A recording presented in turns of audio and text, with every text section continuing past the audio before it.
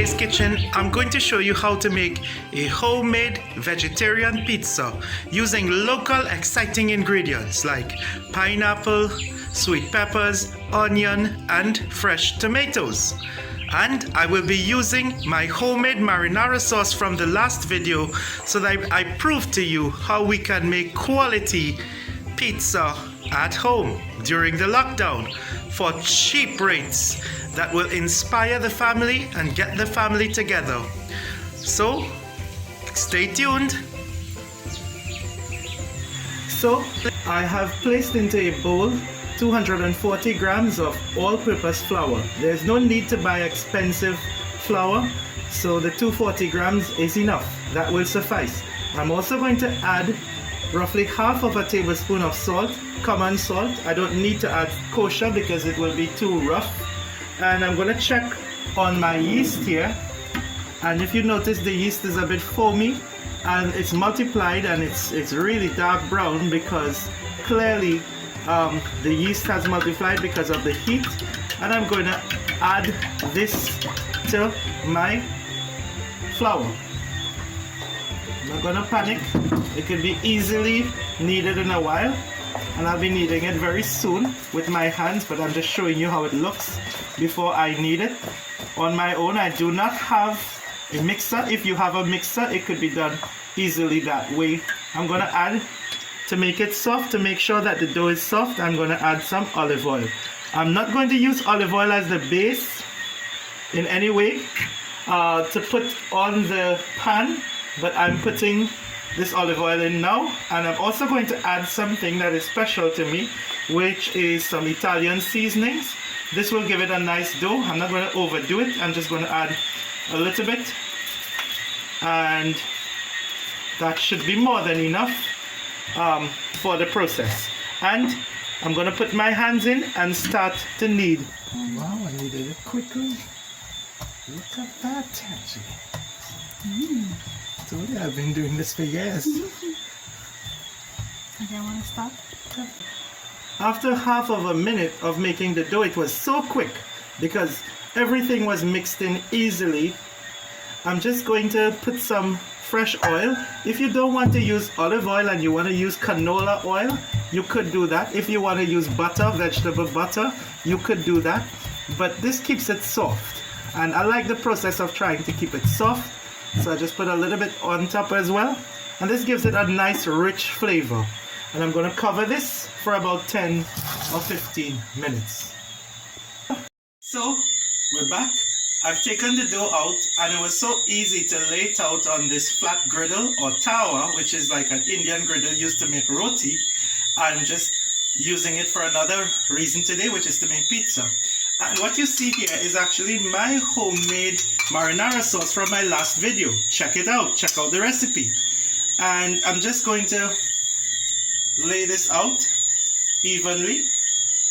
And then I'm going to add my vegetables, and I'm going to add my cheese. I don't want it going all the way to the end. It might get a little bit messy. So I'm going to leave it in the middle. And then I'm going to just throw in a little bit of salt to my mixture here.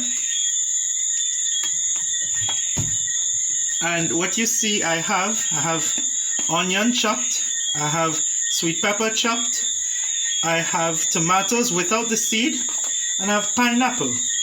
Right, so it's a vegetarian pizza. Right, so I've salted it. I've put in enough salt to give some flavor.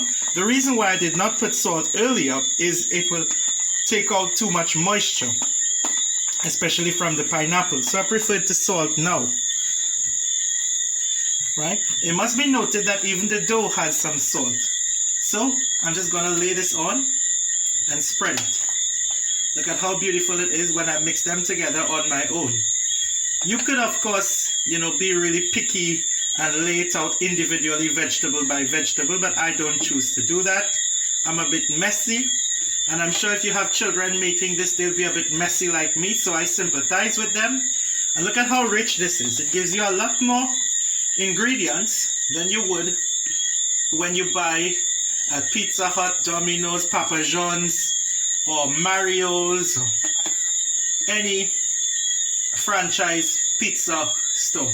So we're good. Our toppings makes it very, very rich. We try not to put at the edge because it could fall off at the edge. In any case, I have a little bit of room with this tower or this griddle. Then comes in my cheese. So I'm using rennet-free vegetarian cheese. Now a lot of people probably wonder, what cheese do Hindu vegetarians or Buddhist vegetarians use? And we use rennet-free cheese, which means that it doesn't have the bacteria from the lining of the cow.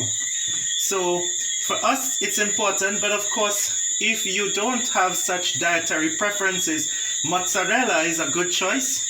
Mozzarella is always a good choice on pizza for most people. And cheddar.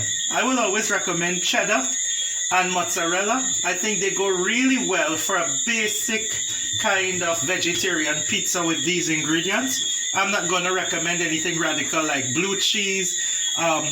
No, am I going to say throw in some Oregano? No. I think, or Parmesan, definitely not. No Americano or Swiss cheese. I think good old cheddar, English style cheddar, will always do a good job. And I think that's how I will set it. I will leave it at that. Some people might have a preference just to put a little Italian seasoning or oregano on top. Just sprinkling a little bit, not too much. I don't want to kill the flavor and make it too bold. And that is my pizza, or what I anticipate will be my pizza pie. Thank you.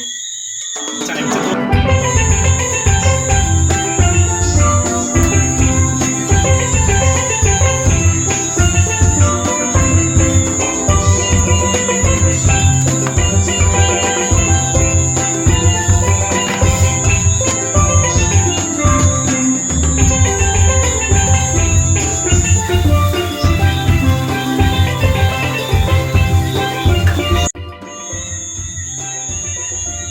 Thank you for watching Cooking with Mado, and I hope to see you soon when I'll be doing another Italian recipe. So stay tuned. Don't forget to like, share, subscribe. Nashike mogoyo, bon appétit, annyeonghaseyo.